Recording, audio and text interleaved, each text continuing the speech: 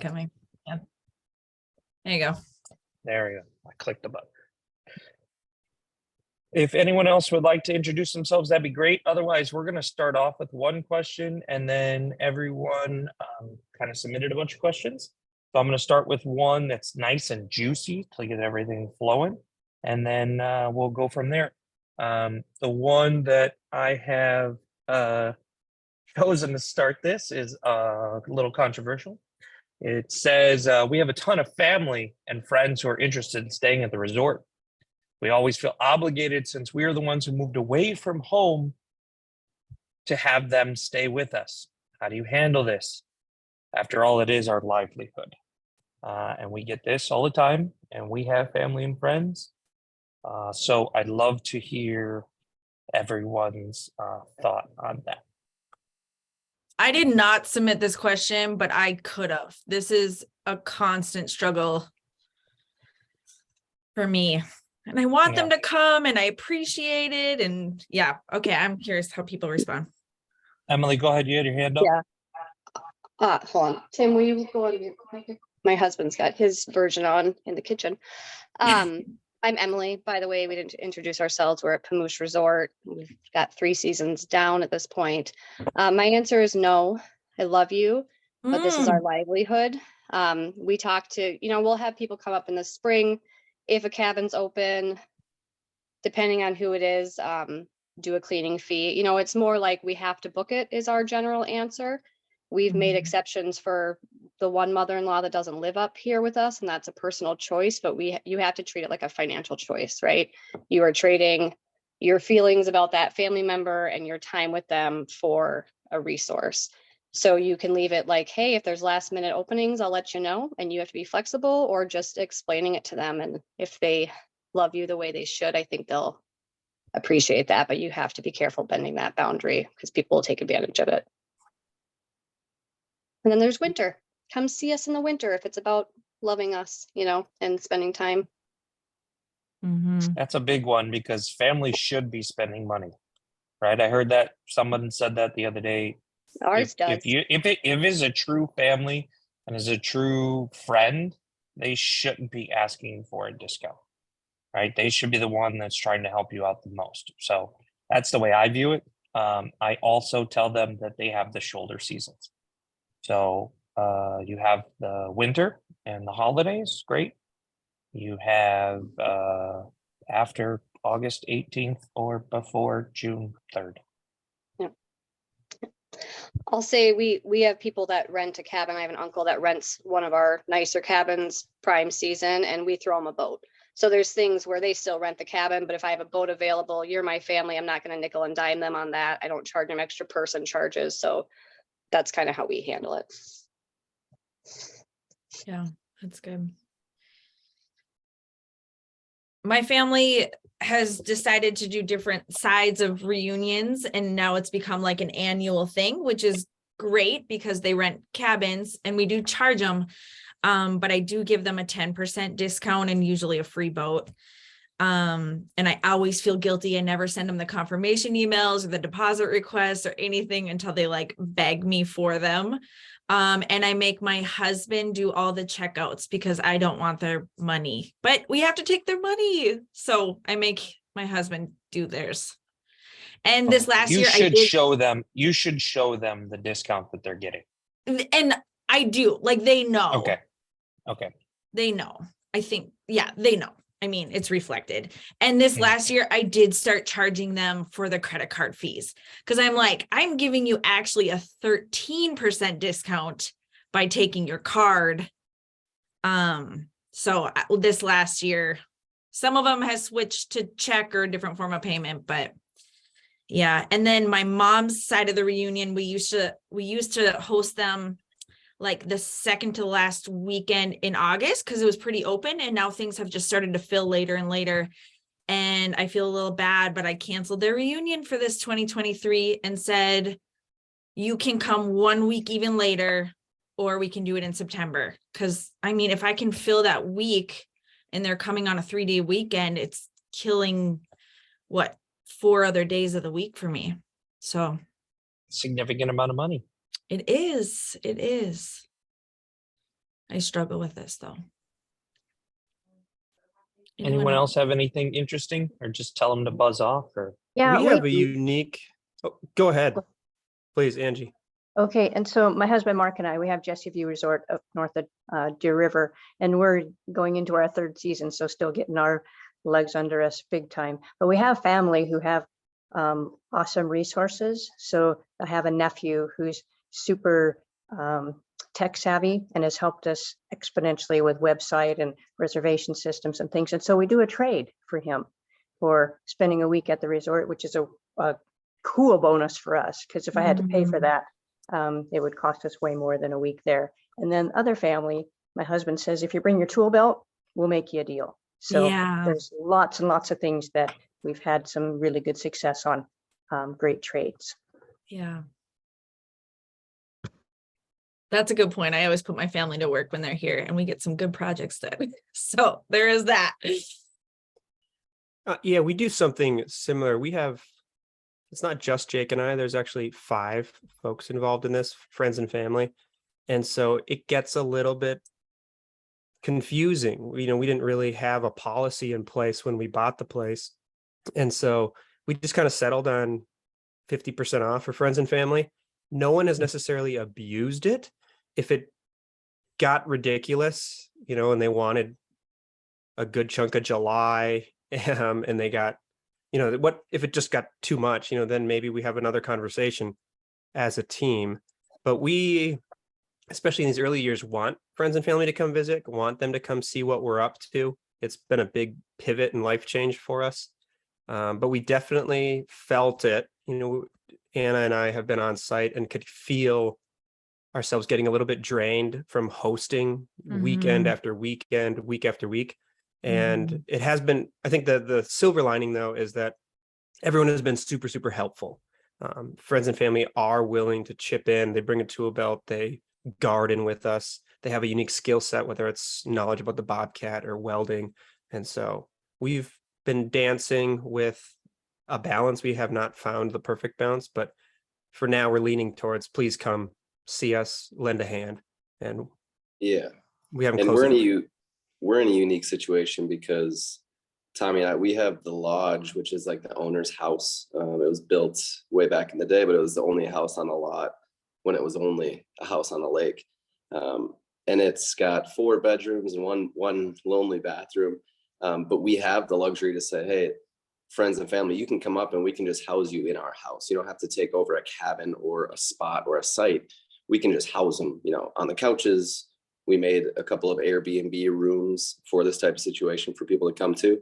The problem lies is the privacy that you all of a sudden lose when every single weekend there's someone, either friend or family, coming up, and then you're sharing a house with those people. You're sharing your bathroom, your kitchen, you're trying to have some alone time, and you're then hosting all the time. So we love having them up, but we're trying to find another solution besides like opening up our whole house to them. So there's kind of another thing we're trying to solve currently. That's tricky. Yeah, that's We have a challenging thing.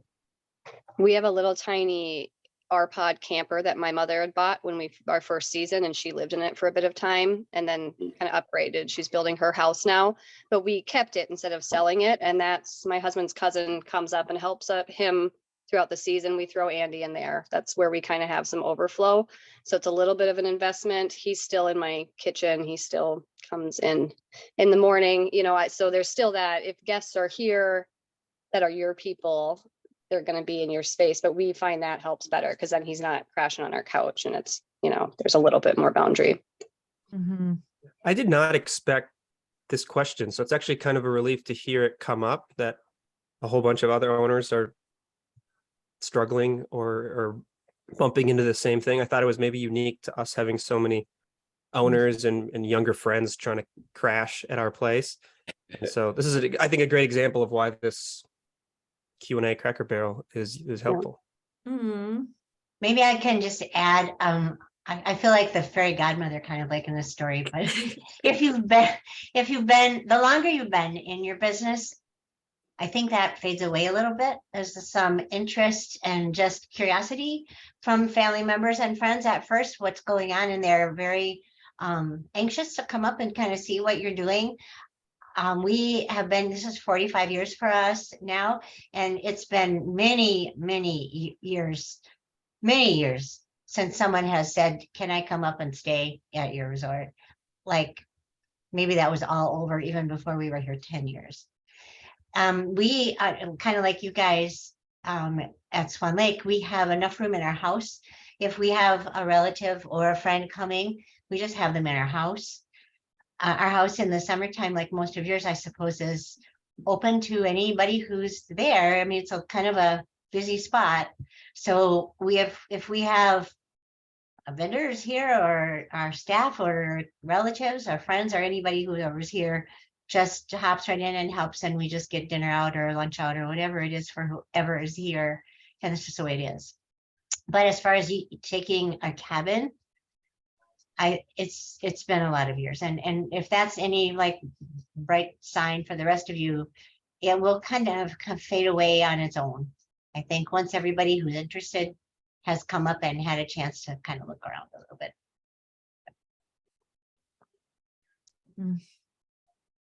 We have the same issue with staff too, because we don't have a staff quarters, but we've in the past, since we've moved here, have house staff in our house.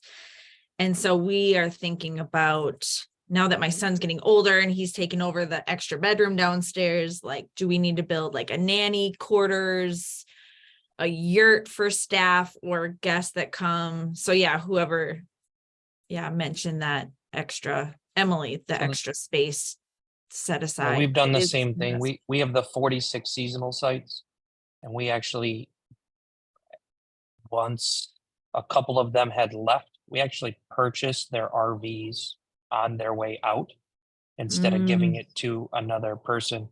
And we now have 3 of them that we just hold.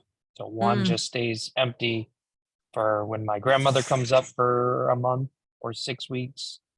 We actually had staff members stay in there for a period of time until that didn't work out. And that's a whole nother thing, trying to get them out of Oh no. that. But we always keep those available. If it's cheaper than a cabin, it's more convenient. The staff is right there in case you run into some emergency trouble at night or whatever it happens to be. You can go knock on the door during a storm or something like that. So perfect. This is a great time, I think, to pivot from this. Does anyone have another one or another question they'd like to, or topic they'd like to bring up? Or would you like me to pull from my 26 questions that were submitted? I'm curious what Come was on. submitted, because people obviously thought about it ahead of time. Perfect. I mean, I have a Says- whole list I could come up with, but Yep. So let's get into some of the other questions. That says, do you sell bundles of firewood? Would you consider putting more into campfire rings throughout the resort? Would it be worth it to buy a hammock or outdoor furniture to go around these fire rings?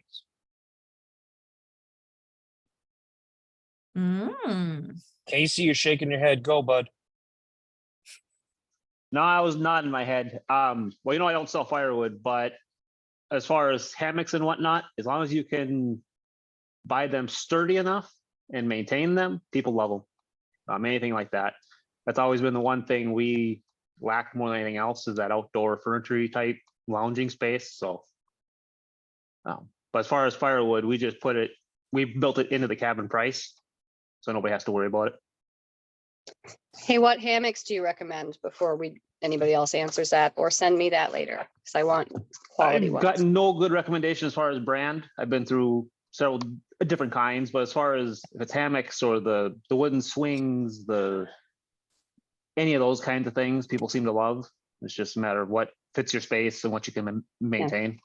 So do you go top of the line hoping it lasts you longer, or do you go a little lower on price? That's what I struggle with things like hammocks. Yeah, if it's gonna be something that's gonna go on like one of my private cabin decks where it's just this one family gonna be using it from week to week, then I'll go for a better quality. If it's going on my beach, it's going to get replaced no matter what. Kids are hard on shit, so Okay. I just whatever the most seats for the least amount of money, and just bite the bullet and replace them every year or two. That's one thing we've worked a lot on is our outdoor community spaces, just like little by little every year, and people absolutely love it. It looks so good in pictures. People notice it right away when they drive in. So I think community spaces are like a really easy win.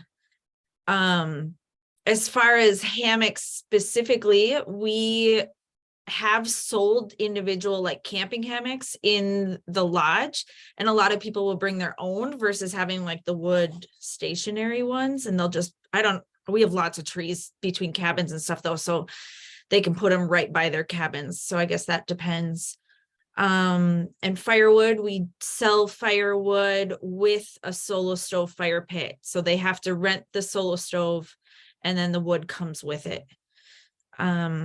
If they want at their individual cabin. Otherwise, we have a big community one as well. And Kayla, how much do you sell your firewood for? I publicly announced that at our fall conference and I was balked at. So I say that, but people don't Plead the fifth. Plead the fifth. Okay, so they get a solo stove and all the wood they would need for $12 a night. And unlimited wood? I mean, solo stove, That's they not bad. burn really That's slow. great. That's because Kayla's not cutting the firewood. See, we do. It is $8. Well, I know. It is $8 for 10 to 12 pieces of firewood. I mean, that's all they So need. it's honestly, $8 a bundle. Yeah. So I mean, I feel like that's similar. And then if No. We sell 30 to 40 bundles of firewood a night, and we deliver it to their fire pit. We actually also got rid of our community fire pits because no one was using them. Sure. So we actually put a fire pit in at each cabin. We also buy cheap plastic and Adirondack chairs because the wood ones were getting toasty, if you know what I mean, a little too close to the fire. So we stopped doing those. And then the plastic ones, if they break, they are to $12 at Ace or $18 at Ace with our discount. And we just go buy 30 or 40 of them whenever we need to replace them. So I do have to say it has created a pretty nice revenue stream that wasn't there before, which was our goal. We didn't have individual fire pits before. But yeah, I don't know why that sounds crazy to everyone, but it seems to work. So if they want it for 2 nights, then $12 a night. And yeah, Clint. I think it's just cheap. We don't charge for firewood. It's kind of like an all-inclusive thing. But we don't have community fireplaces. Everybody has their own private ring. And then as far as like furniture goes around it, we have some plastic camp chairs out there, but a lot of people put their folding stuff around the campfire.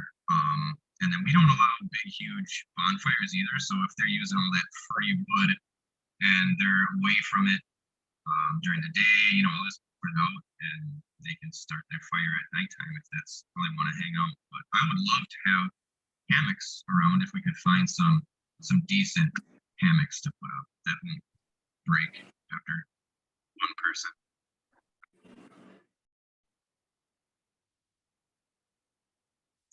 Just on a hammock note, we used ENO.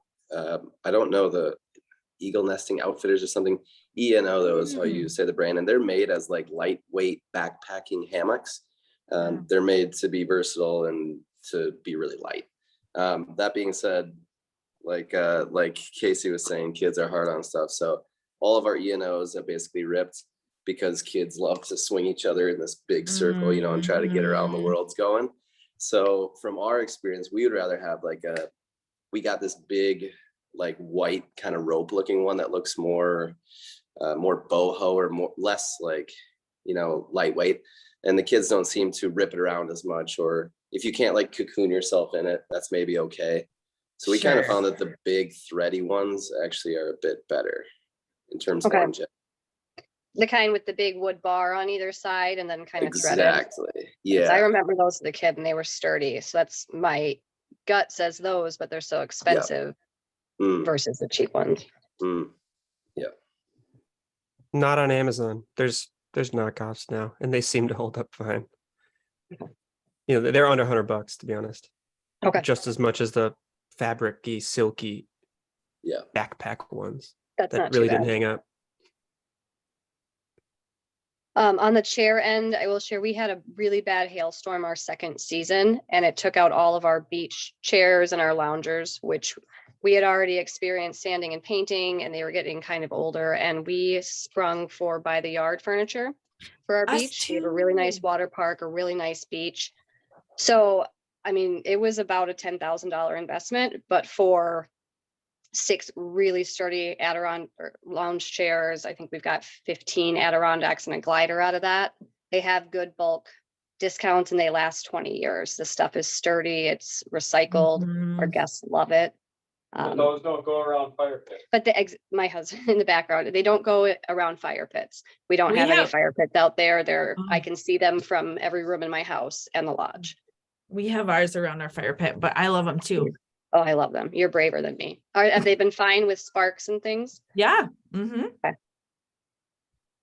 Mm-hmm. And How we'll long never are have to yours? restain them or sand them, which is what we're doing to all our other ones. Did you have yours when you bought or did you bring them in? We brought them in. Okay. Love them. I hope we're both saying this in 10 years from now on the Cracker Barrel. I know. Love them. They It's so are great. they are an associate member. They were supposed to be at this last fall conference vendor show, but something came up. Okay. We should get a big group discount going. Mhm. And push on them. We can advertise for them. Yeah, we should. Okay. Perfect. Does anyone else got anything to contribute to this topic? Otherwise, let's pivot again and change topics. Perfect. Does anyone have something they want to bring up, or back to the questions? Perfect. Let's get into a big one. Is it better to remodel or build a new cabin, and why?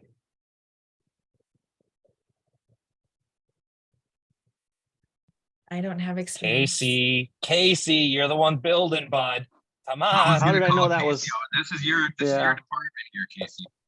It truly matters what you got for space. If you run the numbers out, if you're gonna replace a 2-bedroom cabin with a 3-bedroom cabin, ouch, that ain't buying you a new truck next year. Versus if you can bulldoze that 2-bedroom cabin and build a 2-story 5-bedroom. The bigger the cabin, the more money you're gonna make on a.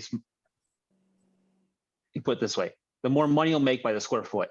You can stack up 6 2-bedroom cabins and it sucks up an enormous amount of property, or you can drop, 2 or 3 enormous 10-bedroom cabins like I did and get a lot more money for the same square footage. But yeah, I've done some horrifying remodel jobs on old cabins, and I think the last one was 6 months on a 2-bedroom.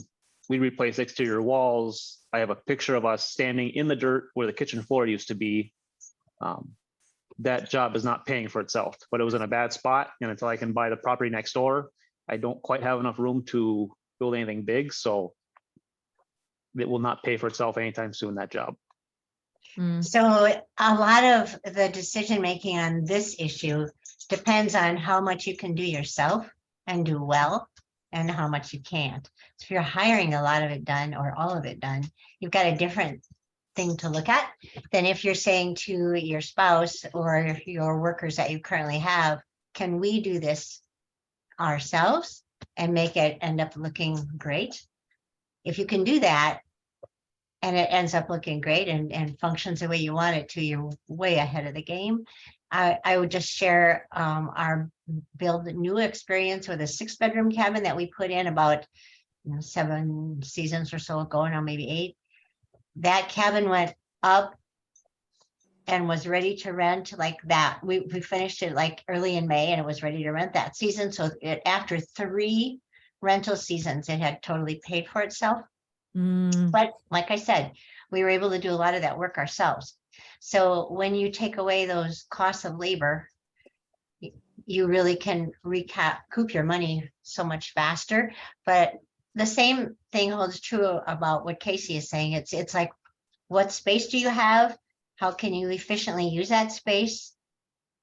You know, if you've got a plan like he has for buying property later, you want to conserve your funds for that too.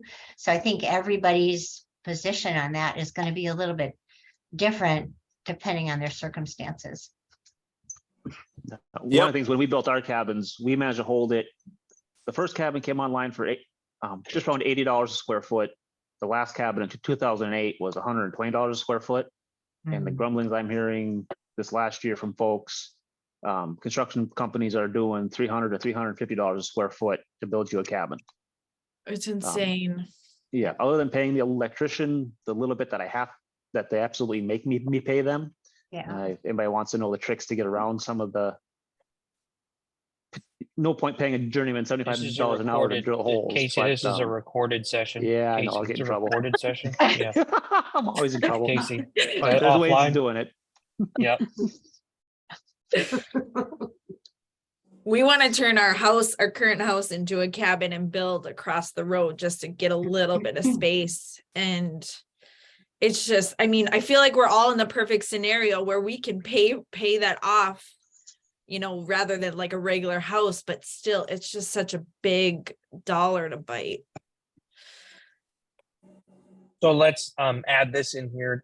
There's another question on here that says, has anyone purchased or rented an RV park model unit?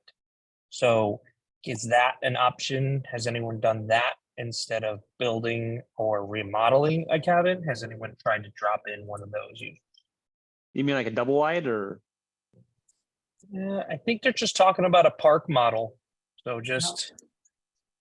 That was actually our question. We've got 30 full hookup sites. You know, they're, I don't know, 3,000, 4,000 square feet, little lots. And we realized, if I'm understanding the permitting correctly, you know, you can keep an RV there just like a seasonal would, but a 10-foot wide structure up to 400 square feet is still considered an RV. It's a slightly different building code, but it's an RV. It can sit there. It won't have a foundation or anything, but you could treat it much like a seasonal, but rent it like a cabin. You know, they run over $100,000, but it's another option to get something delivered, you know, on a shorter timeline or maybe more custom. And you don't need a cabin permit. You already have the permits for the RV sites. So it seems like a workaround, so to speak. We do. Yeah, they do pay property taxes though, I think. They any of the Rachel park has models. something. Go Yeah, ahead, Rachel has something. We have 3 park models that we actually rent out. One, this is our 3rd season going into Lake Emily Resort. We acquired one with the purchase of the resort. And yes, we pay property tax under that. And by the time you put skirting around the wheels of it, it looks just like a cabin. So we have 3 in our front row, which is kind of tied in with our cabin location. We brought another one in last year. It was built in Wisconsin by the Amish. And that one is pretty cool. And then we just purchased one this year from an outfit in Brainerd, but it's a 40-foot long and it looks just like a cabin. Once you're in it and the skirting is around the wheels, you can't even tell. But that's a way around it. So we ran out of building permits and we had a couple seasonals leave. And so we took advantage of that to put a cabin. So yeah. Smart. They've gone over really well. Quick question. Have you ran into like any different maintenance issues with the park models over like a regular cabin, being like plumbing locations? The one that we got with the resort is now about 10 years old. My husband had a couple furnace issues, but luckily the furnace was easy to get to from the outside and under. But the other 2, being that they're brand new, I can't answer that because they're brand new. We haven't had any issues with it. Perfect, thank you. That would also be our concern. Long term, are these built with an overall poor quality compared to something that would be on a foundation or on block? I'm not sure if we're just getting tempted and kind of rushing into something, a six-figure purchase that doesn't actually make sense. I wouldn't want to be fixing up a regular RV, that just seems flimsy with 2x2 walls. But these are, otherwise stick built structures. And so it seems like there's no red flags, at least from my inexperienced eye. A lot of those park models, I think they have 2x4 walls and they're built more like a house. They're actually built pretty good. And if you've been doing maintenance on your regular cabins and you buy something in good shape, maintenance should be just like working on one of your other cabins, other than a few different fixtures. I think. I mean, most of the campers I see come into our resort are all PEX. I mean, some of the furnaces I think are tough, and if you have trouble with the AC units, depends on kind of AC units they have in them. But because we're actually thinking about doing it too, but I was going to buy some older ones because we have a couple older ones for sale cheap, like $8,000-$10,000. Got them, tongue and groove them, fix them up, super nice inside. And Christ, you got a nice cabin. But the wife said no. But then after she heard how much they're renting for, she changed her mind. But too late, they're gone. So. Oh no.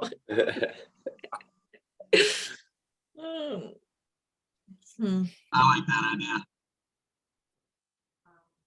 Most of these can't be run during the winter time though.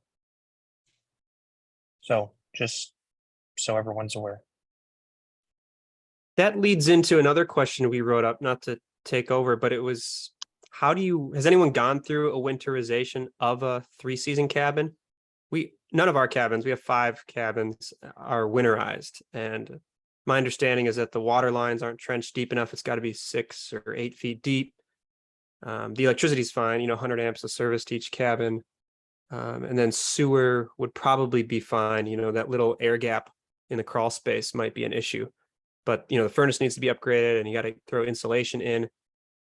Any other variables to be aware of, or what are we biting off here and trying to actually go full season here? So we dug up our sewer lines and then took 3 inches of foam and put it over the top of the sewer lines and then reburied them, because we were told that frost goes straight down.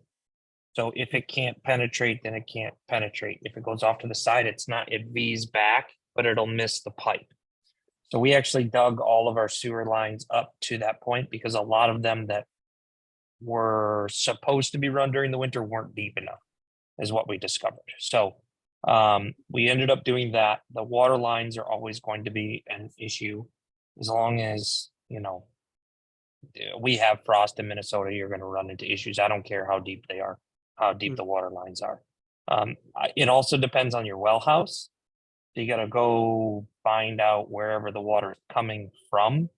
I don't know if it's the same well house that you're running the 5 that are currently running all winter long, or feeds the same well line, but we have to heat our well houses to make sure all that stuff's coming in their correct way as well, which sucks because it's only electric heat that we can pump in there. So that's not fun. The bill isn't fun. And then we also had to do a lot of mathematics to find out if it was worth keeping those cabins open. So we went through nearly 8,000 gallons of propane between our 2 resorts this winter. So just make sure that you're going to make enough money in order to heat these buildings, because I don't care what, if it's brand new construction, you spray foamed everything and it's, double wall insulated plus this, that, if it's the perfect insulation and brand new, great. Otherwise, assume that the insulation you have in these cabins is not enough. Yeah, I would double check and make sure the insulation in the attic is definitely increased, if not maxed out. And then that crawl space underneath the cabin, a lot of ours, I insulated the outside walls going around the outside of the cabin. So if you have that cabin heated, the heat does penetrate down and will not let your water pipes underneath the cabin shouldn't freeze if you have it sealed up. And your sewer should be good there, but the water lines coming in and sewer going out. Yeah, definitely foam the sewer. I did that to all mine. And that seemed to free up my problems of frozen sewers in the winter. And I had water line freeze ups a couple times. So I did the same. I dug down 4 feet, put 2 inches of foam over all my water lines and reburied everything. And I haven't had any problems since then, neither as far as the water lines. But yeah, just making sure that you got enough heat there. We put for heating for new furnaces, instead of doing really fancy ductwork and everything, we went to a wall furnace is what we put in a lot of ours. And they're propane. 35,000 BTUs in our 2-bedroom cabins, even our 3-bedroom cabinet seems to heat it fairly good, and it's fairly cheap on fuel. Otherwise nowadays too, you can get the those mini what are they? Mini splits that do heat and cooling, but they're only good down to a certain temp. But that'll also help take some of that off. And Clint, what's your occupancy in the winter time? Are people wanting to get out and about as much? Well, we're at Bemidji, so we used to rent them out to college kids. So we did all college kids rental. And, so I got 8 cabins. We'd have 20 kids out here. And on a 2-bedroom, I did 2 kids, 3-bedroom, I did 3 kids. The same with we have a few workers now, and I got a single guy in a 3-bedroom, a single guy in a 2-bedroom, and 2 guys in a 5-bedroom. But those are the ones that run the cheapest on fuel and are my least to worry about stuff freezing up. So that's where I put them in, and I'm still making good money. So it's okay. Cool. Depends location. If it wasn't for the college and us being just 5 miles out of Bemidji, I don't think I'd do it, because to get people to come in, I mean, you might get a price, and we don't do any ice fishing. We never have, because I don't want to deal with the headaches on the lake. But if you got a big town close, or if you got something close that's going to draw people in, I think it's a good deal. If you're kind of out in the boonies a little bit, I don't know if people would drive, or if you can have enough to keep those cabins heated all winter and not keep people in them. That's the problem. You might have busy around Christmas and busy here and busy there, but you're going to have a month with nobody in it. You got to figure out, does it pay to heat them that whole time? Or I know resorts that will heat them up and put somebody in it for 2-3 weeks and winterize it and heat it back up and put people in it. And I'm like, screw that. It's either on or it's off. I mean, that's my attitude. But I've been in the business so long, money's not a big issue sometimes. It's like, what's going to be easy for me? So, sometimes my attitude probably ain't what you want to hear. Just being honest. So We we just came into, Oh, go ahead. Nope, oh, go ahead. we came into the resort not having been rented out. We have the old owner's home that therefore is winterized, the well, all the plumbing, everything is just right. And we decided we wanted to turn it into a winter cabin. So last year we lost money on it because nobody knew it existed and was available except for our own family. So yay, we had friends up, but that doesn't pay the bills. This year we actually have at least 2 reservations per month. So it's covering the heat. And we have a lot of our summer guests that were really excited to have somewhere to go over the winter.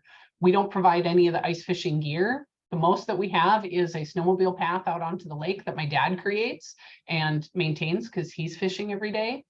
And that was a big enough draw. And it's at least covering its own assets this year.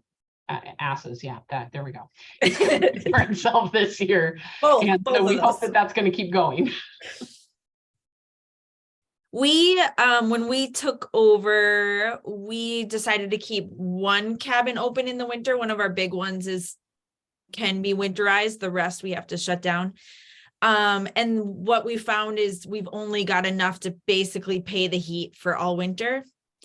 And we keep it open for friends and family and holidays and stuff like that. But like we just had guests that normally come in the summer, they just left and they had a great time. But I also think like we don't have the lodge isn't normal. We don't have any amenities like we normally do. We don't plow our whole row, the road to all the, so I go back and forth. We just basically say if it pays the heat, then great, it's open, but we don't get enough to make money on it.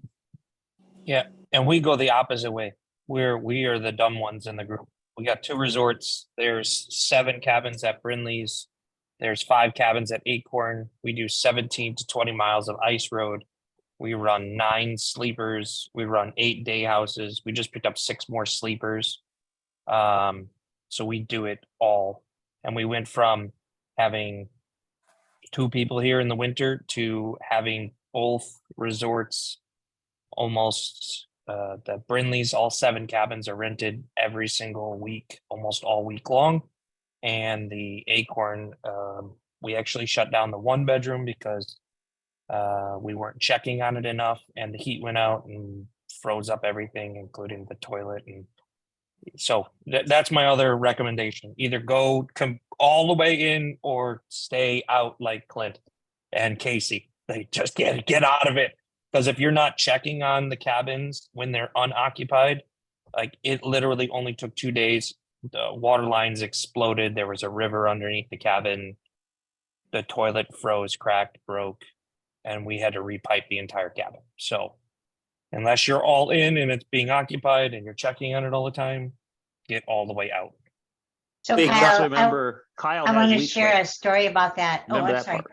Casey, go ahead. Remember that Kyle has Leech Lake for the Correct. winter business. Yeah. You don't have something like Leech Lake, Winnie, Mille Lacs, something that's got good ice fishing and all that fun stuff. 32 years out here in the boonies, never could make any reasonable amount of money. Yeah. Right. And then also, but with his thing, if you're gonna do something, do it right. I watch a lot of folks, I'm gonna dabble in this, and didn't do the prep work, didn't get the equipment, didn't do whatever. And then when it fell apart, because of course it fell apart, you didn't do the prep work. You know what I mean? Oh. No, Yeah, the better it's spend a year or two crazy. planning. If you really want to do it, we have now 7 trucks, 2 lake plows. Everything's got a plow on it. We have a tow truck to hoist around the houses. We have a Kubota, a Can-Am to get out on early season ice. We have heaters and jennies and all kinds of stuff. It gets crazy. So just if you want to go crazy, you can contact me offline. I'll show you how crazy to go. If you don't, then bail on it. Lynn, you had a Yeah. follow-up. Several years ago, we were up at a conference on the Gunflint Trail, and one of the resort owners up there was talking about the difference between running winter business and not winter business. Of course, they're very involved in winter business up there. And a comment that he made, I never forgot it because we were running winter business at that time as well. And he said, you can have a problem in the summer and it's a problem. When you have a problem in the winter, it's a disaster. So being prepared for everything that could possibly happen, which is a good idea any season. In the winter, it's not just a good idea, it's just really a necessity. So that's something to think about if winter business is on your mind as something to do. What you did, Kyle, is just perfect. That's what you've got to do. You got to go big or go home. For those of us, and we're one of them, we kind of dabbled in winter business for about 10 years. And kind of like what you were saying, Kayla, it's just not really a paying thing. What we did do then was we sat down and kind of looked at that and said, okay, what a little bit is coming in from it, but not a lot. Lots of stress, which you talked about, Kyle, and lots of expenses and lots of surprising expenses. If you have a year where you have a freeze up, now suddenly you've got a lot of money going out to thaw everything. So we said, okay, we put down on a piece of paper, what is our net for just winter? What can we do to make up that net? We weren't really counting on it in any budgeting anyway. It was just, we were just kind of having it like gravy money, sort of. What can we do to pull that back into our income stream without being open in the winter? So we came up with a lot of changes in how we marketed spring and fall. The plans that we came up with for spring and fall, we set a target for each of them. Our target is X number of dollars for the spring promo. Our target is X number of dollars for this fall promo. And we did it all in-house. It wasn't where we said, oh, well, let's do ads, or, oh, let's get back on social media. We went into our old records, and some of you who are new maybe don't have them, but I hope whoever you bought from left them for you. We went back into our old records and took out the names of people who had not come back, had been there at one time, or maybe had been there for years and now we're back. We pulled all those out, created a marketing list from those. We call that mining our guests. We still do it. Then we sent all of our information about what our new plans were for spring and our new plans for fall to that group of spring people and then to that group of fall people. And it was a huge success. We made much more money in spring and fall than we would ever have made in winter, even if we had stayed open in winter for another 10 years. So without worrying about all the investment that you have to make, just like what you're talking about, Kyle, it's a big investment. Without worrying about all that, and plus it was stressing my husband out to worry about the freeze ups. We got rid of all of that and not only retained that income, but boosted it up higher. And then we got real excited about mining past guests, and we've used that idea for all kinds of things ever since then. So it just because you decide not to do the winter, I don't think that means you're going to lose the money that you're making during the winter. If you think about how you might choose a couple of different ideas or a little bit of different look at your shoulder seasons to pull that money back in. Lynn, I love that That's- example. That's like just such a great reshifting of attention. Cut your losses, know if you're going to go in or not. And then, I assume like most people, your summers were maxed out, Yeah. but there is low hanging fruit. Maybe it's not low hanging, it's medium hanging fruit that you had to do some work, some mining to Yeah. get it. I think that's exactly where we sit. Yeah. But that was just really well said. Perfect. That's Thank perfect. you. I'm gonna leave you with this one thing, and then we'll pivot right here. I've told this to people, and I tell this to our own people here, is we also do the winter, and what you need to factor in there is that about 75 to 80% of the resorts are closed in Minnesota. So your marketing target audience is concentrated only on 15 to 20% of the resorts in Minnesota. So that being said, when we have somewhere between 150 and 200 wheelhouses come through every single weekend, they had no idea we were there. And we've been able to market to those people we do a camp in the summer, seasonals, whatever else. So, but on to Lynn's point here, the next one here, any strategies for May and September? Hey, Kyle. Go I ahead, wanna- Clint. I just want to throw one thing in there, going back Sure. to your season up. Our college kids used to mess with the thermostats because I had them set at a certain temp and they wanted it warmer. So what I did is I went to Menards and you buy those electric thermostats to run in your electric heat, put a cord on it, put a light bulb on the other end, a red light bulb, and throw it up in the window, set it at 60. And when it hits 60, the light comes on. You ain't got to watch that cabin. You just got to watch that light every time you walk outside. So I got one for every one of my cabins. And if I got people in them, they're plugged in someplace. Just food for thought. Yeah. Just to throw in too, rest is also really important, I feel like, in this line of business. So just the thought for winter, I feel like needs to be factored. Yeah, winter's crazy.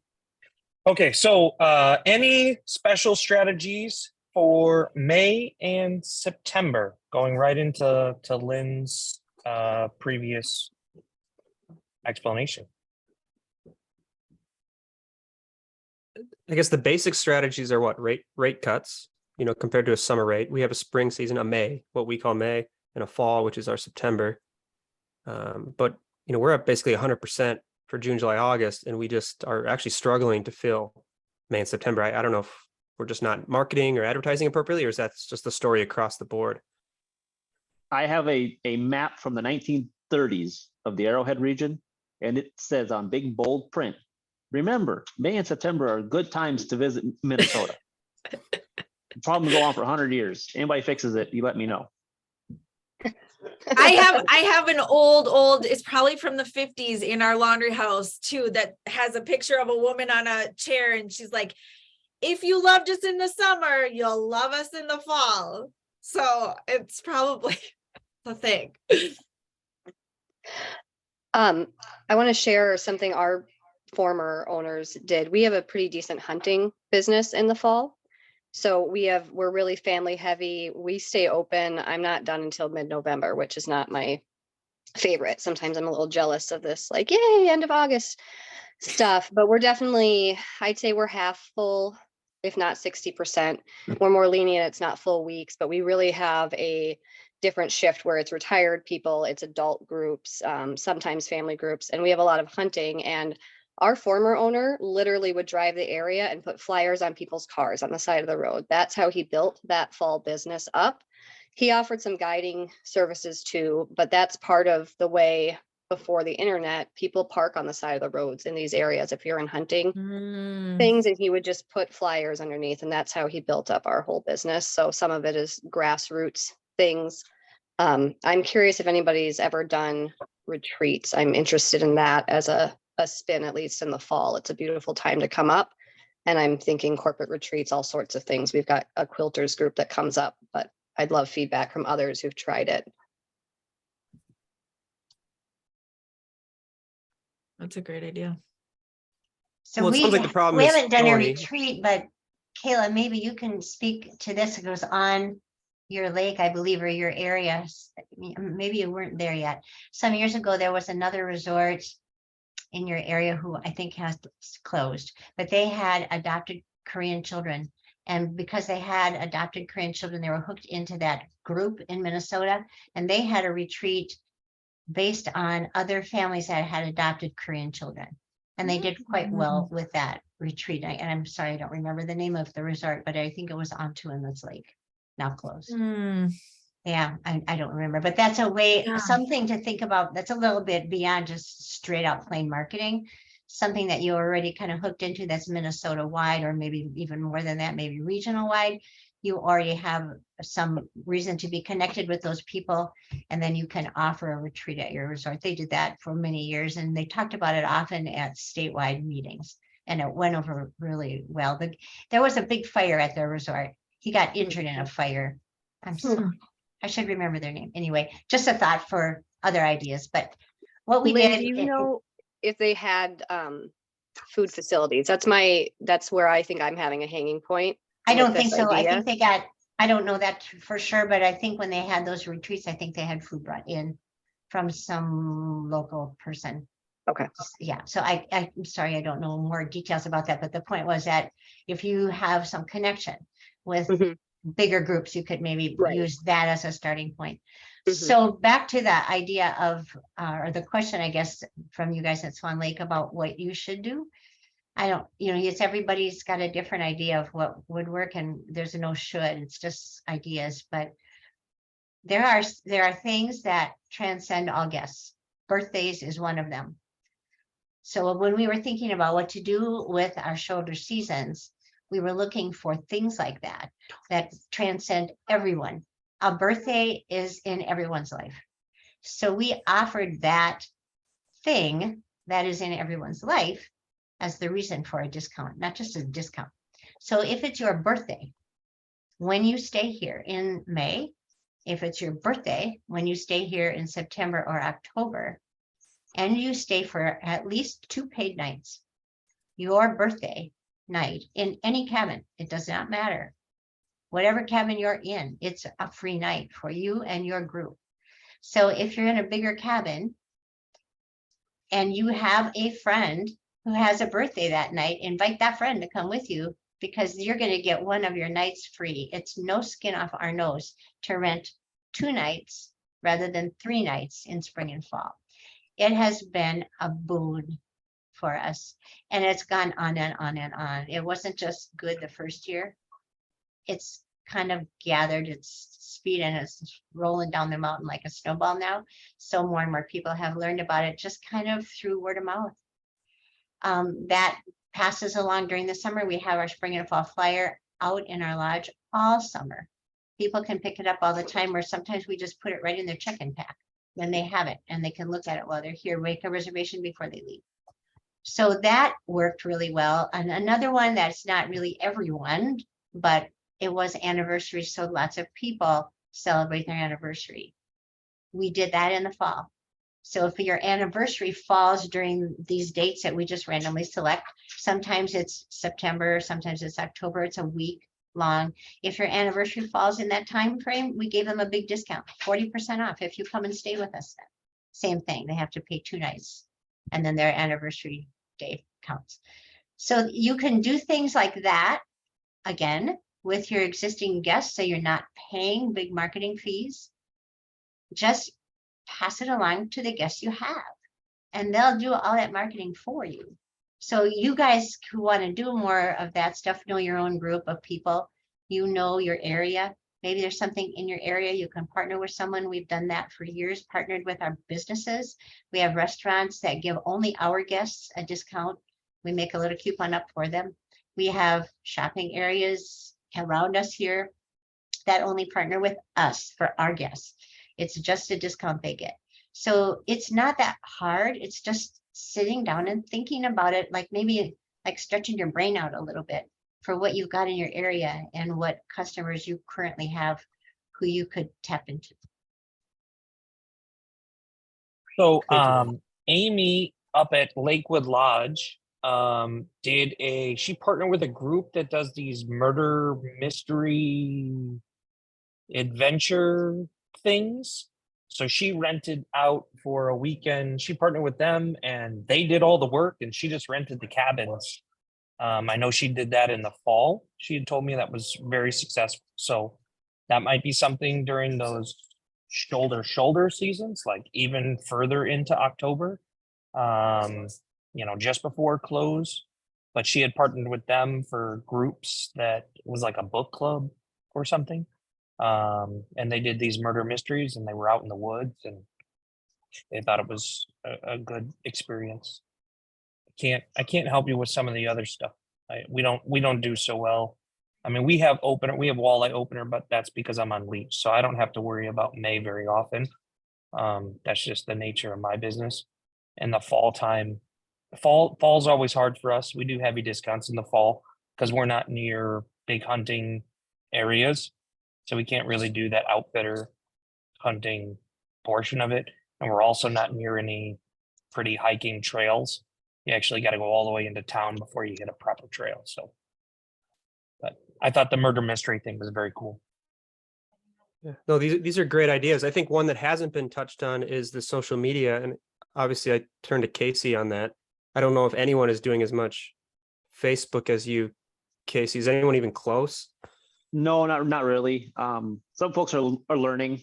The biggest tip I can give on the Facebook thing is, Kyle's doing it. Yeah, that's Your true. live video pops up on my phone every 2 days. Don't treat your Facebook page, your Instagram account, whatever it is, as a last minute specials page. I'm gonna rag on the Greater Places of Minnesota guy right now. Watch his posts. Most of the year, 5 likes, 10 likes. You get to this time of the year where they're doing all their giveaways. Well, now he's got 100 likes. Everybody's just hanging around waiting for the giveaways, the freebies. But that's all. You're just training people to wait until the last minute, get your deal. Get them engaged on a weekly basis. Get them to give a shit about your property. And that's the way to go. Yeah, that's one thing we try not to do too, is like, I mean, if it's really last minute, we might do a last minute special every once in a while, but we aren't giving blanket percentage off. So people start to expect that that's coming. We do have a spring and fall that is just always out there. A 2-person rate is however many dollars a night, and veterans and like over 62 discount, but it's only in those shoulder seasons. But yeah, I kind of am with Casey on that we're not training our guests to wait for that percentage off. And you don't want that guest anyway. We always have problems with that guest. Yeah. That person who's specifically looking for a discount is always, not always. That's terrible. But they're probably not the ones that are coming back every year. No, they're also not coming back. Right. Correct.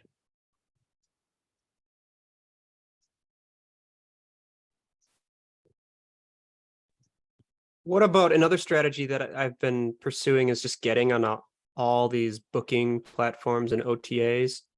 I call those the tentacles. And is that helpful at all? Has anyone just got their name out on every possible thing and taken a couple bookings here and there and then manage a calendar either manually or through some direct integration? They're not on here, but I know Cole's Resort in Bemidji uses a couple OTAs for just short stays. I have not, so I'm not really one to speak to it very much, but That might fall in line with the guests that you don't necessarily yeah. want all the time because they're just looking for a deal for 2 guess I days. They're can not coming back. Yeah. So we do have, I'll put some on Airbnb, just a few of our cabins. And I guess I would kind of link them with the same. We have had people come back, they found us on, I just think of it as a search engine, I guess, more than anything. Mhm. And some will come back and some won't, and that's okay. But we just figure the more people we get here, even if it's one time, they have the opportunity to come back, even if it's in 5 years or whatever, they get to experience the magic or whatever. Kayla, are you integrated though, where like your calendar gets updated for you with Airbnb, or are you manually doing that? That's why we I'm stopped doing it. Manually doing that because I'm very cheap. So Exactly. Restream, which we use, has the capability to do it, but it's an additional dollar amount. And I only really do it in the shoulder seasons because the Airbnb guests, just like probably a lot of those other OTAs, are short stays, booking much more last minute than our weekly guests. So it's a pain in the butt, and it has bit me a couple times where usually everyone's understanding where I'm like, oh, I'm so sorry, this just booked on a regular site. Can I move you to this cabin or something? And it's always worked out, but it's definitely a pain. I would pay for the service if I knew I had the time I could do it, I guess. What about you? We're not connected. That's been our struggle with Airbnb, but we property manage one really beautiful house that's off site on our lake that the former owner had built. So somebody else owns it, but we rent it under the resort. They have access. And that one's hardly ever booked. So we leave that one out. Mhm. It fits with the Airbnb model. But that's all I can commit to because I'm too distracted during the season to go out and manually adjust that if I book up. Yeah. I have to leave a note on my computer, and if my husband takes a reservation, like block off Airbnb. I was doing VRBO as well, and we finally just stopped doing VRBO because I'm like, I can't do it in a third place. So yeah. But I would, if you guys are interested, I would definitely reach out to Brian and Ashley Putnam at Kohl's because they have some software that they've implemented that automates that. And I see them all over the place when you Google the Bemidji area. Mm-hmm. Yeah. Good questions. Perfect. Thank you, everybody, for all of that. Does anyone have any other things that we haven't addressed yet that you would like to address, or I'm going to grab another question? I have one, but I think I've asked this 1,000 times and I just don't want to spend the money. We really need to update our playground equipment. I've bought just a cheap one, a little one we've added last year because we have a really long and narrow resort. So little kids could play on the end while their parents are cooking dinner or whatever. But our main playground is from the 80s and it's probably time. Do you guys go with the rainbow system? I know Clint builds his own, which is amazing. What do y'all think? I did I walked around and I looked at a couple other resorts I talked to a couple of years ago about building a pirate ship. Yeah. No, because little kids just love it. So I went and checked out two of our board members that had pirate ships. So I looked, so then you still got to figure out how to build it. So I just broke down and bought that. Oh, you did? I bought the book that gives you the angles and gives you everything, but I made it like 3 times bigger than what the book said. So I had to do a little figuring in there, but they love my pirate ship. And then what I did is I took all my existing playground equipment that I also built myself, and I tied everything together with rope bridges and things like that. So they can run the whole system like a big octagon, and they just go up and down rope bridges and across this and that. And they just love that. And it cost me probably about, I suppose that thing's 4 or 5 years old. It cost me probably $4,000 or $5,000 to build it. I built it out of just treated lumber, but it just looks so neat and they just love it. Do you have pictures online I can research? Probably Pay's got some on there, maybe. I don't know. Okay. Okay, sounds good. Clint, I want this class next year. Yes. What me too. class? Help me build my playground, because that's our plan too.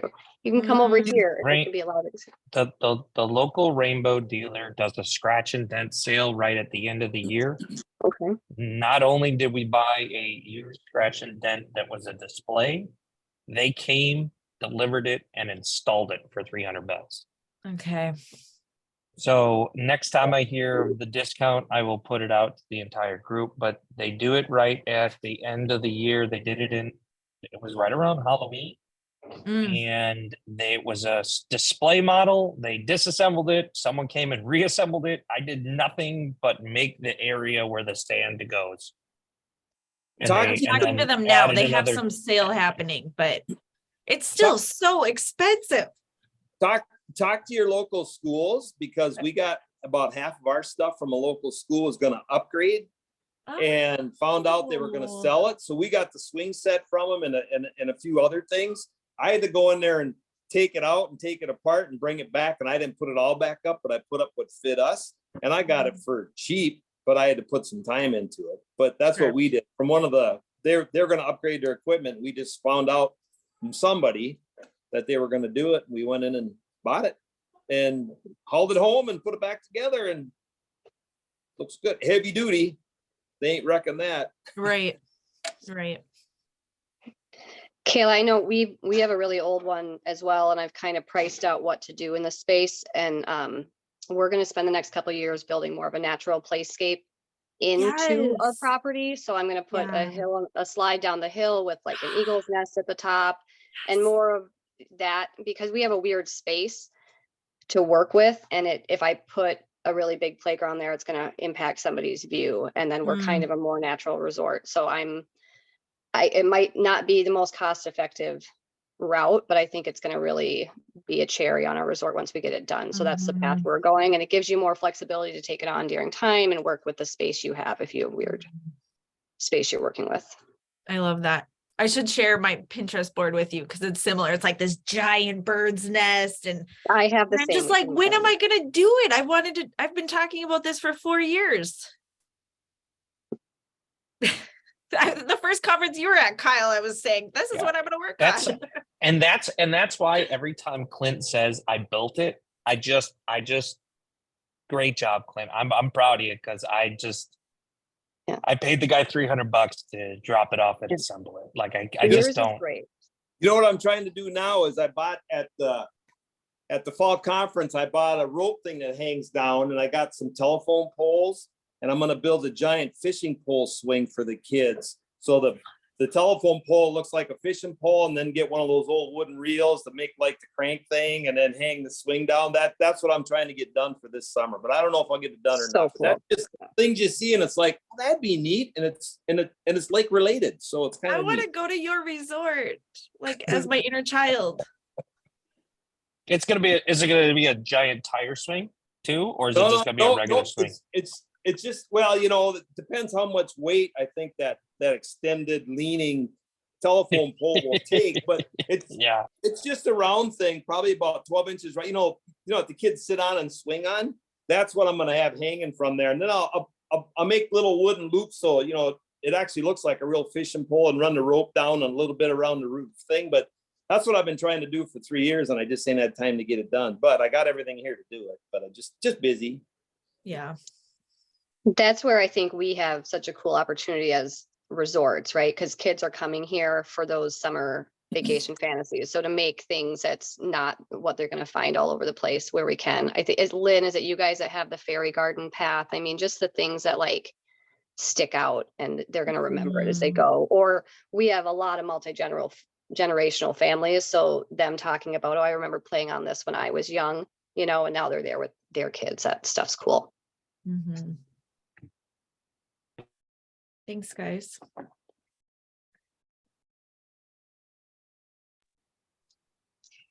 Emily, sorry, Kyle, can I just bounce off of her comment just for a minute about people who remember something about their childhood or about a previous stay?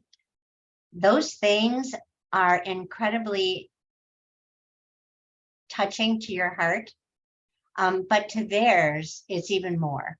I mean, that is when they tell you that story, sometimes it's just almost like overly emotional for them to remember it, especially if they've had a recent passing in their family of somebody who was with them, like a grandparent or something. And now that memory has a whole new picture to it, a whole new feeling. A lot of them come out of the woodwork years and years later. So like I said at the beginning, this is our 45th year.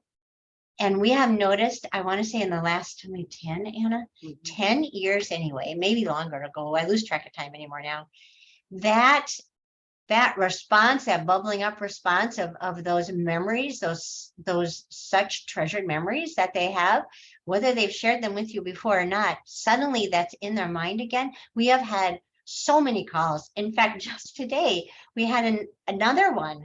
And it's people who've been here like 25 years ago, and now they want to come back, or they remember being here once with another family, and now they have kids and they want to bring their own family. I mean, it's just a surprising trend, I guess, if you want to call it that.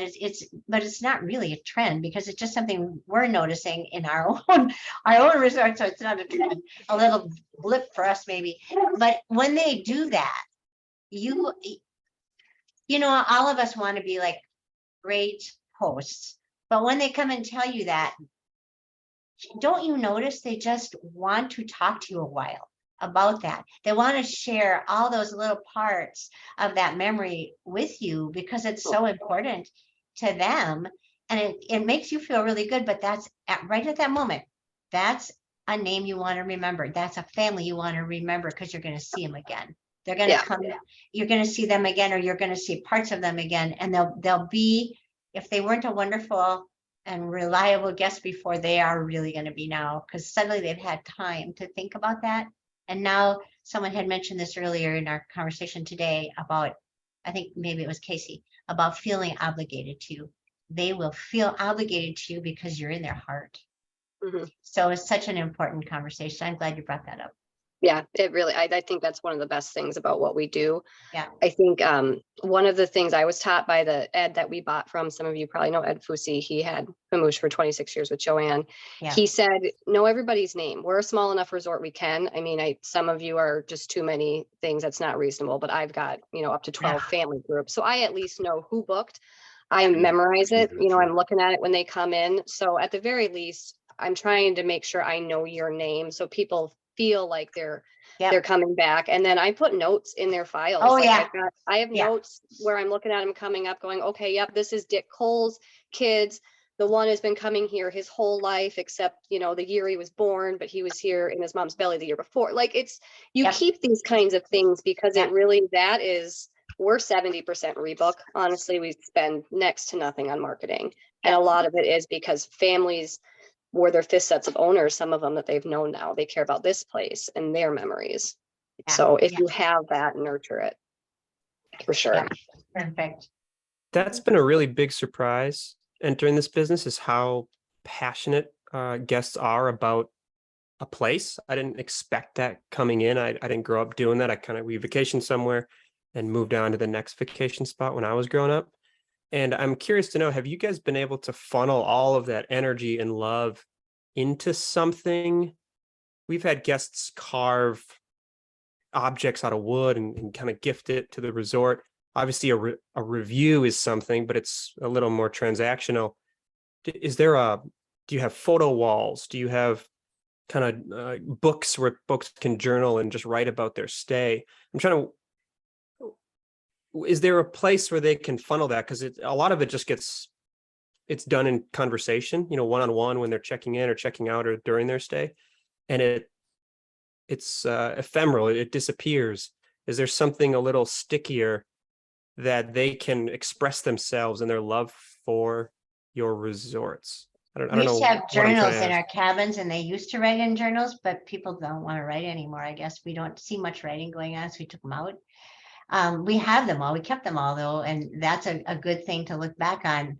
Like Emily was saying, to kind of reacquaint yourself with those customers, because you can read what they wrote. They wrote lots of really poignant things in there, but they don't write much anymore. So not that anymore. And you are right about posting things, although you don't want to, I don't know what the right word would be. I don't want to say abominate, but you don't want to turn a loving feeling about their vacation and a close relationship with your property, and maybe you too, into just another marketing ploy. You know, I mean, I think you want to be sensitive to the difference there. So if they decide to do something like that on their own, that's fine. I've never been a fan of asking someone to write something about me because they said something nice to us. And I think that just feels really wrong. So I've never done that, and it's been fine because many people have written wonderful things all of their own volition to do that. But getting a connection to them and doing something with it, I think it falls a little bit into that mining your own customer thing I talked about earlier. If you send a little note out to somebody who you send in a personal way. I remember the last time you were here and you and your family were expecting your first grandchild. I imagine you haven't by now. I'm just wondering if you're interested in coming back for your early spring vacation like you always did before, and, you know, welcoming your new little grandchild into the week at the lake with the family or something like that. Those are letters that will be helpful to you based on that loving feeling that you remembered. Mass marketing with it is just it's not a good fit, I guess, in my opinion, but I could be wrong. I mean, I've been wrong many times. So, but that's just my thought about that. I feel like that connection that you've made in that way is one that you want to protect from just the world of marketing. It's a special one. Yeah, I think the question was less to capitalize on it and market. It was more to like allow them to, I don't know, maybe have their favorite photo and stick it on a wall. Oh yeah, and we have a fish photo board. A lot of people have that for their big fish. And we've got another little one that we have just for weird stuff. I get photos from people like they were out walking and they saw a fox and they took a picture of it, or they saw a baby turtle and they took a picture of it, and any of that stuff that they thought was really important to take a picture of and give to us. We have that up on a little photo board too. We like that. That's kind of fun to do, but really don't dismiss the value of you talking to them. They like that. I know there's a So resort we had member. Oh, go ahead, Emily. There's Nope, go one ahead. member that has like a big painting of the lake on their wall in their rec center. And after guests have been for so many years, they kind of earn like a fish after, I think, 5 years, and a cat and some bigger stuff. So I know that's a tangible way those people come in and they recognize themselves. I'm trying to get my husband to make something, not that, but similar, where I want some kind of medallion that's just in our lodge where people walk in, they're like, man, I've been coming for 15 years and here's what it is. And I'll share it with you once it's done. But I think picture boards are great. We have photo albums. I like what you're talking about, but I don't know how you grab their stories and hold them. One of the things we also do, and maybe I should mention that since it's kind of a desire to do something to kind of, I don't know, celebrate them. In our newsletter, we do a newsletter each week for our customers. And someone had asked me years ago, and shortly after we started to do that, if we could put in their customer since and put the year that they started coming. So we started to do that. So some of them started coming before we ever owned the resort. They've been coming, the families have been coming since the 40s, and they still come. So we put that in there, and they love that. They'll come and tell you if you made a mistake. They'll say, no, we really were coming, this year, and 1 year sooner than what you have, or, they'll come and tell you. So that's important to them. And we do that all the time so that it's right there in front of the eyes of all people. We do have comments about that at our Monday morning donut day. And people will say, gosh, we're the newbies here. Everybody's been here for 25 years except us. We've only been here like, this is our first year. So they do look at it. And that's one way of kind of celebrating their guesthood, I guess, whatever you want to call it. Yeah. We had there's a rich tradition over at the Brindley's place that we just bought that had a photo wall. And we actually digitized all the photos and drawings and whatnot and programmed a Raspberry Pi. So now there's a TV that just flips through all the photos. So what we've also found is that because it's not just a photo board where it's like, okay, there's my photo. now they're having to sit through the photos and the montage, and it's like, oh my, that was, this person, or I've seen that fish before, or I've seen that person on the resort before. So it encourages more of this community inside the lodge kind of thing. And funnily enough, one of the ladies found a picture, and she was in the background of another family's picture of the same week 15 years ago or something. Like, it was some weird coincidence. So we actually had to stop and pull up the actual photo so she could see it. So it was kind of cool, but just something a little bit different. But I like Emily's idea way better, or whoever's doing that, where you earn yourself a fish after X amount of years and you get a fishing pole after whatever, and then Campfire Bay down on Fish Trap Lake. And Perfect. that was my childhood lake growing up. We had a cabin for about 10 years, spent a lot of time there, and we went back and vacation there before becoming resort owners. That's my man, I probably cried to this lady and she thought I was crazy, because people are so connected to those places. I'm connected to that lake just because years. So I think you'll keep finding that through your tenure, that people love the land. Perfect. All right. Well, why don't we do one more question and then we'll call it a day. And amongst this same kind of area, I got a question that says, what is your most popular scheduled activity? What have you tried and it did not work? What would you try if you had the energy to actually do it? And what would you do, more activities or less activities, if you had the choice?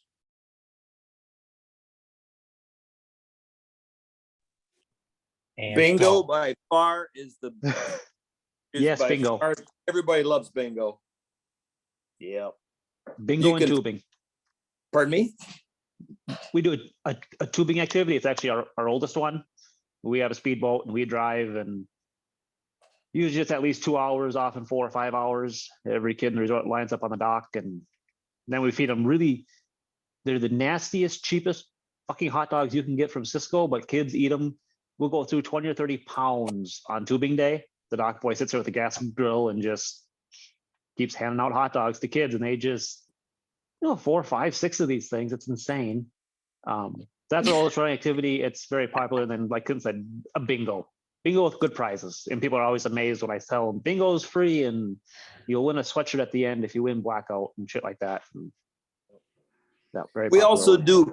also do a 4th of July parade, a golf cart parade, and we hand out a prize for the nicest golf cart. And then we usually do a potluck type thing, or we do, this year we have a cotton candy lady coming. That's going to make them fresh cotton candy. Oh, fun. I hate So cotton yeah, candy. all kinds of neat stuff. And then I always leave the parade Candy lady? out free beer. So it's lined up, and the kids that don't want to be in the parade sit there. They get a Walmart bag usually full of candy. That's how much candy our people throw. And we have 12 to 15 golf carts, I suppose. But yeah, it's short, sweet, and it's a lot of fun. And people look forward to it and actually book at that time to come watch it. If anybody wants a cotton candy machine, I'll give you mine. Hate that damn thing. Ooh. We're opposite side of the spectrum. We do one organized activity all week. It's ice cream sundaes on Sundays out on the beach. We do it the day after check-in, which is great because then we can put faces with, if there's new kids or new guests. So Tim and I serve it ourselves. There's a line of people. It's fun. And I was given the advice, be careful what you start, because then it's yours. So we follow we give you all the places to entertain yourself, and then you do what you want with it. We've got games, we've got puzzles, we've got all the stuff in the lodge. They can take it, but everybody does like, ice cream on the beach. It's pretty Americana, and people really love that. Yeah, if I quit bingo, I'll be strung up and hung. So I Yeah, understand. well, that's the risky thing. You kind of inherit things too when you buy an active business or when you implement it yourself. So just always put a lot of thought into something big like that, because you could have it for a long time. We also do a wine tasting one year, and we do a beer tasting the next year. Strictly grown-ups. Everybody brings in some weird beer, some weird wine, and we do cheese and crackers type stuff. And that's went over really well too, as long as you don't let them drink too much. Yeah, we Love do a unsupervised growler thing for the seasonals. They do that. They do that thing separate from us. They just do it for the pavilion and do that. We do turtle races. The kids love turtle races, especially the last one when we race down the boat ramp and we let them go. So turtle races are always fun. Bingo. We actually partnered with a guide. So Leech Lake Guide Team has about 6 guides in their group, and on Sundays they come in and they do a fish talk. So it's not really necessarily activity, but they come in and say, well, this is where we're seeing them, this is what we're doing, here's the thing that we're doing to make it work, here are the areas that we are targeting, okay, ready, go. And it kind of sets everybody up for the summer for the entire week. So we have We them had coming in something- Sunday evenings, and then they go out and they do that. We had something similar when I was a kid, except he do talk to all the parents, and then we just took one of the old pontoons. This is back when we were much smaller, and all the kids would go on the pontoon with a guide and go bobber fishing for bass and stuff like that. And just it was a horrendous job for me because I was the 8-year-old in charge of baiting everybody's damn hooks, but they had a blast doing it, and it's something we actually looked at building another big ass pontoon to do it again, just because we finding their parents don't know how to fish. They don't really take them fishing. I get a lot of kids fishing out of kayaks and stuff like that, just poking on their own. And we see the interest. I just haven't quite brought myself to invest the time and go out there with them. So I love that the fish talk idea, Kyle. I think that's a really good way to get people started during their week. How do you acquire the turtles? Do you trap them yourself, or what's the deal with that? Yes, we trap them ourselves, and it is a pain in the butt.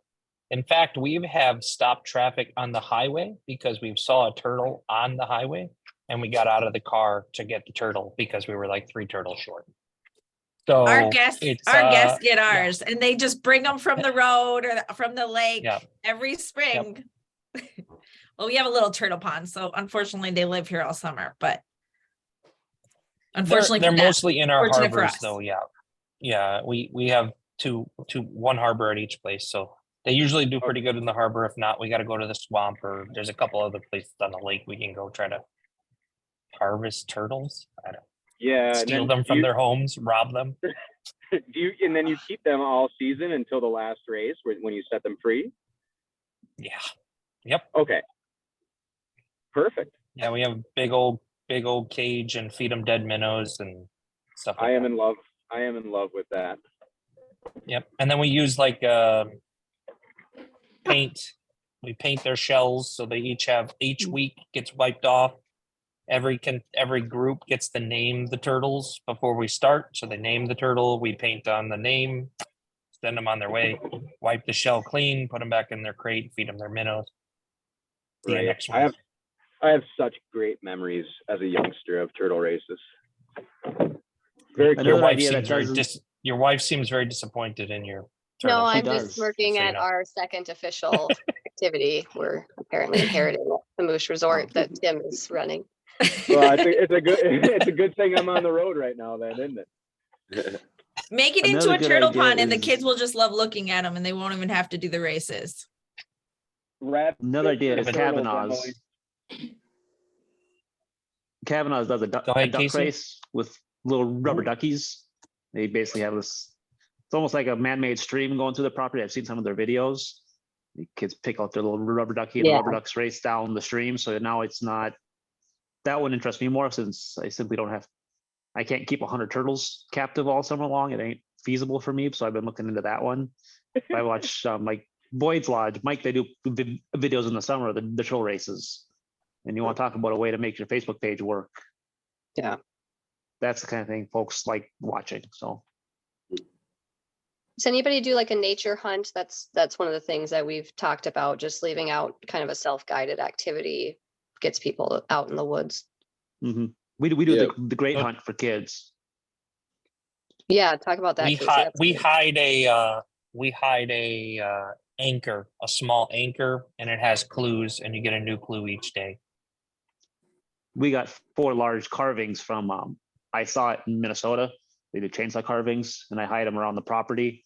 And one's pretty easy for the little kids, but they'll be out there 2 or 3 days and then begging me for hints, trying to find this 2-foot tall black bear carving that I hid out in the swamp. It's the only time I see kids kind of going out on their own and just being physically active. And they've just fallen in love with it. So it's getting expanded this year. It was our first time last year. They get to build a whole bunch of new trails and shit like that so they can go further into the swamp and get lost. But they have a really fun time with it. And other than I have to hide the statues Sunday night, it's hands off the rest of the week. It's once it's found, they get their winning prize. And then I just put it in the lodge until the next week and do it again. So it's pretty easy. Yeah, nothing like panic setting in when you forget to hide it. Oh yeah, I was out there at like 1 a.m. in the rain last summer a couple times, waking up going, yeah, I've been done. Yeah, I did that.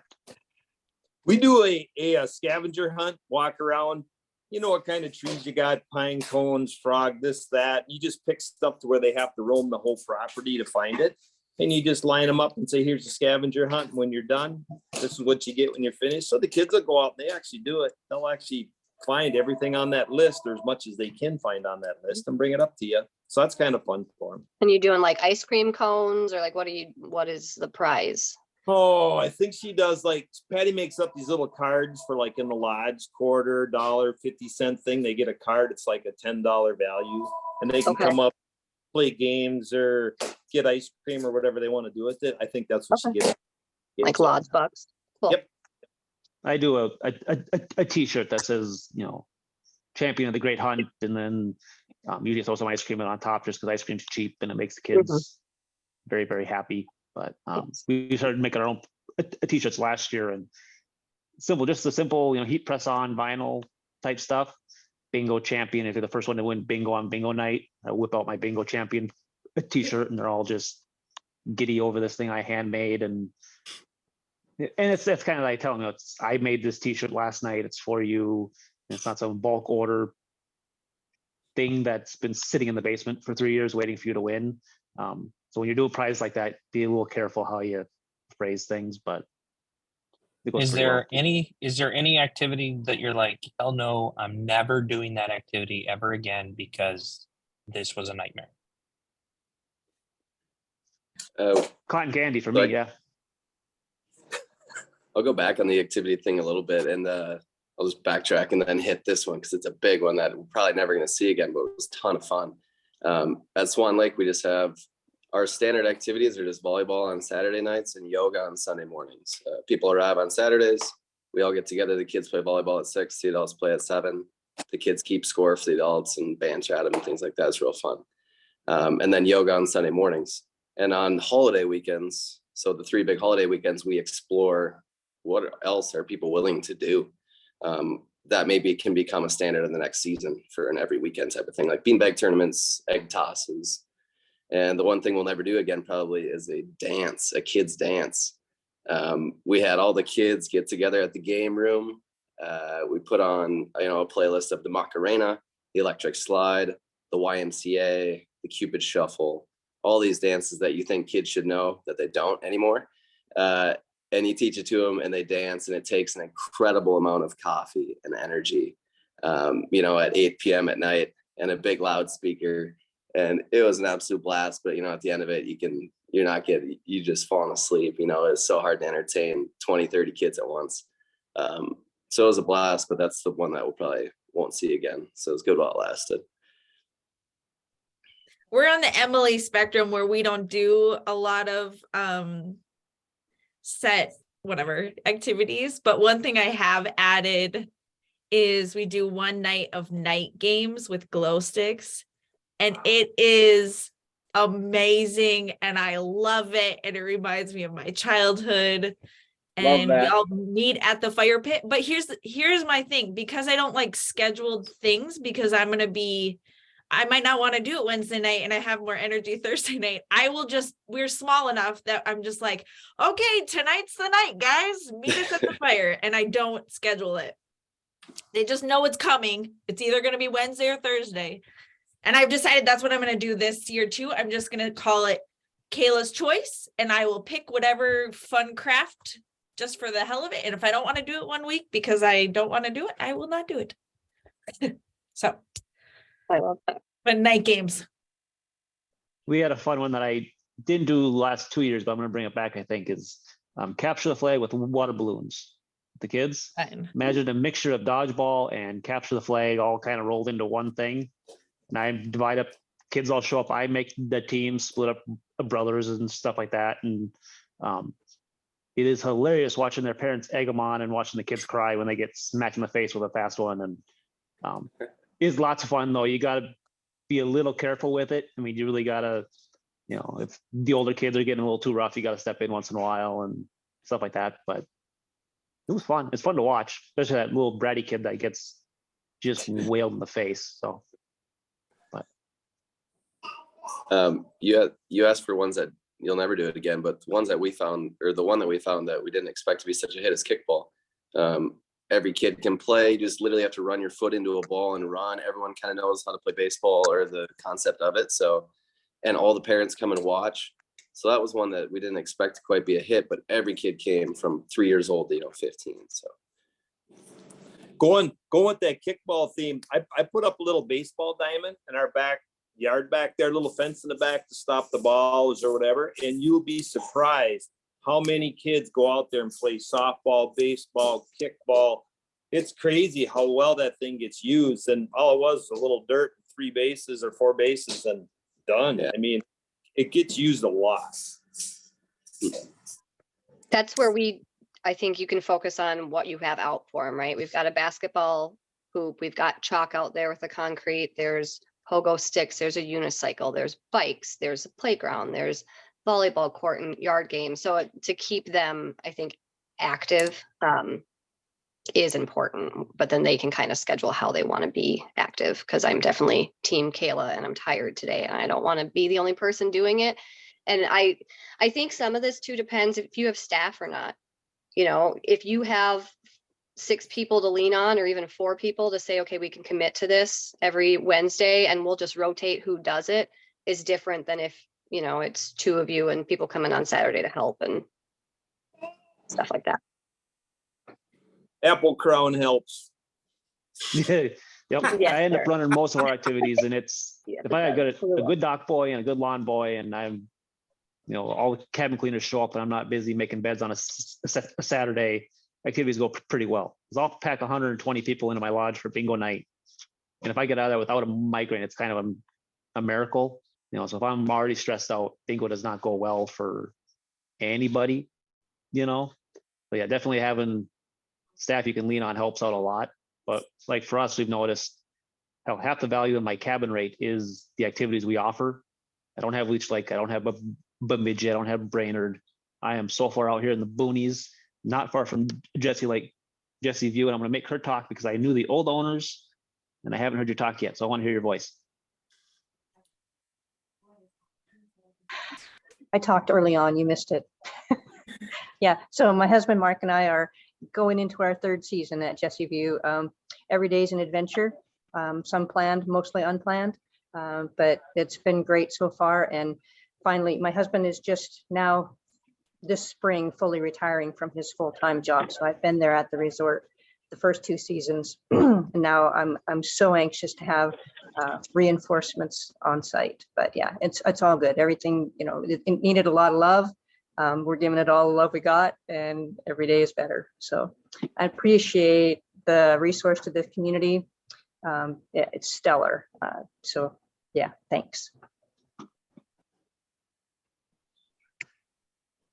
Love it.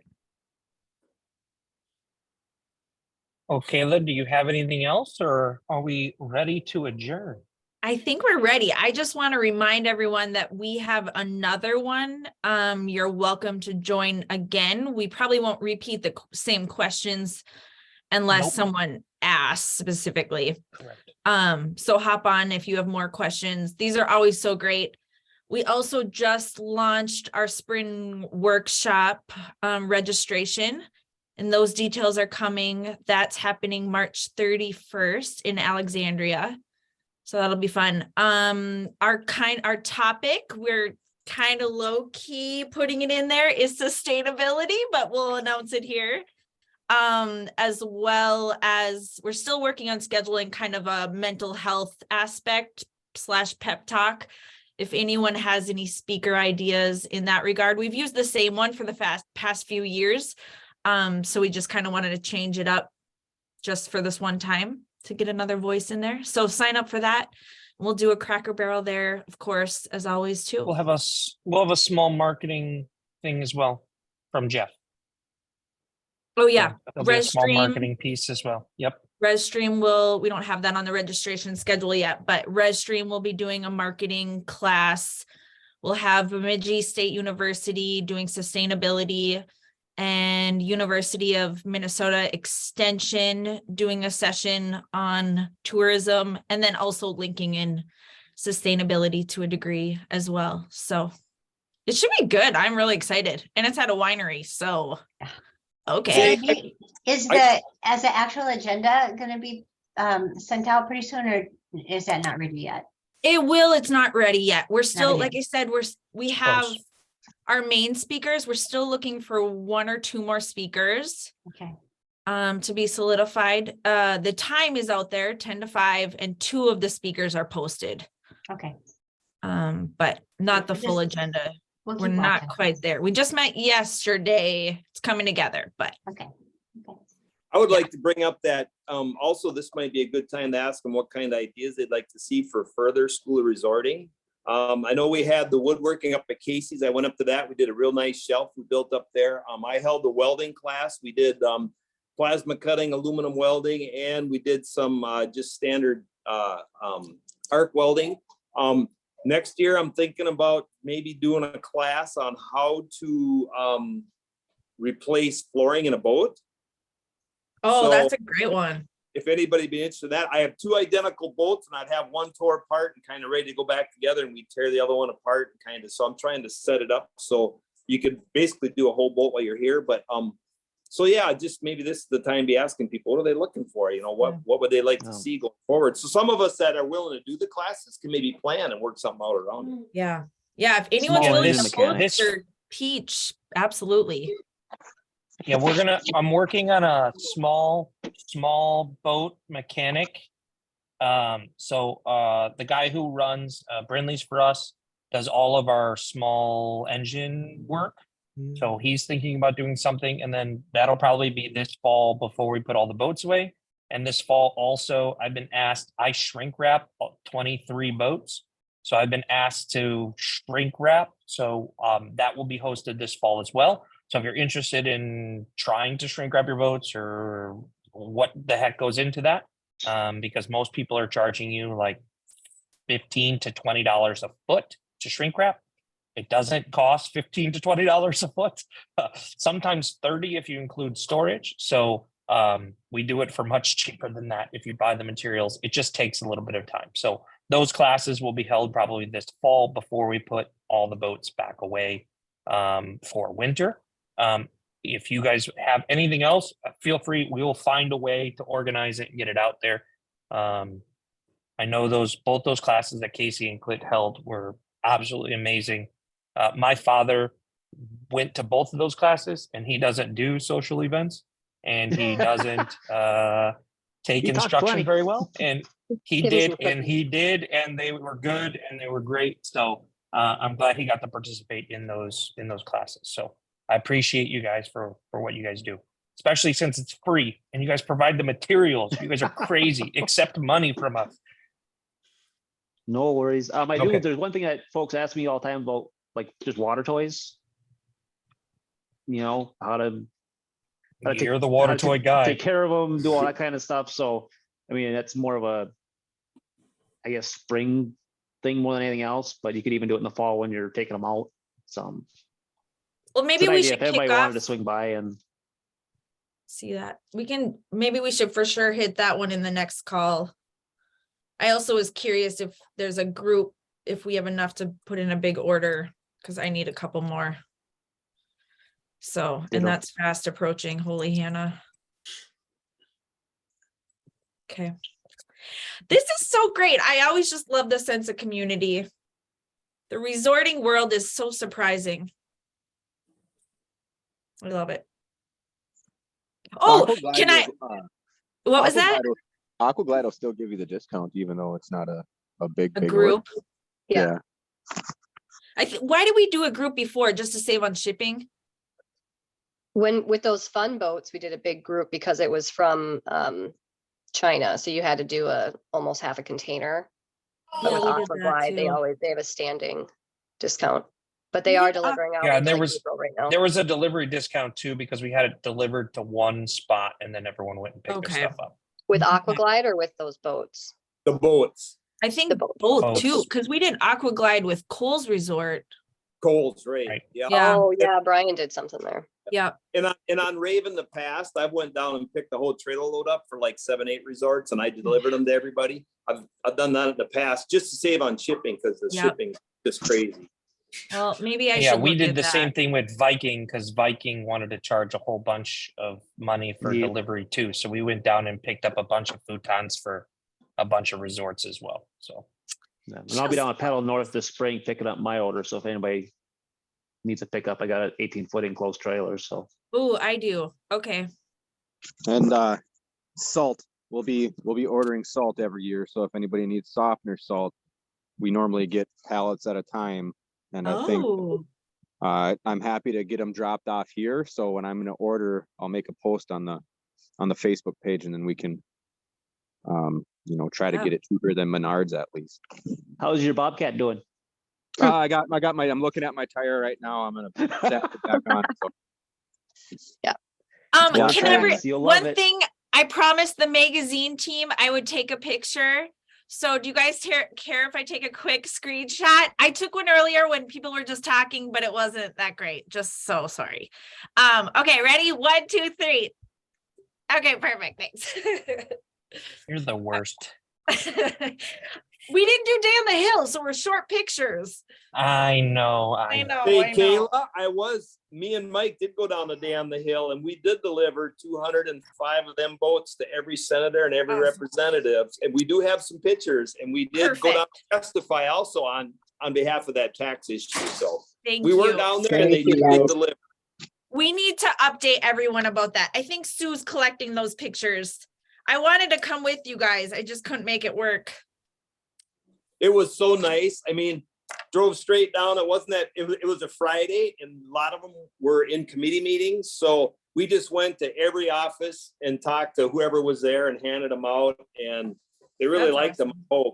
I hope they really liked them. So Thank you so much for doing that. it was, I think you'll see a lot of them down there next year. A lot of them canoes. Awesome. Oh, that's so great. I love it. Good.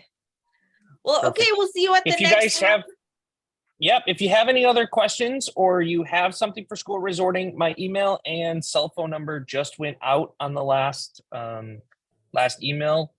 It's also on that the questionnaire thing. So if you guys want to reach out directly, and I can just put it on the list for the topics, and we will get to rocking. If you want to host something, especially reach out. Okay. Yeah. Perfect. Thank you, Love it. everybody. Thank I you, appreciate guys. your time. We'll see Thank you you. hopefully on the 12th. Thanks, everyone. Bye.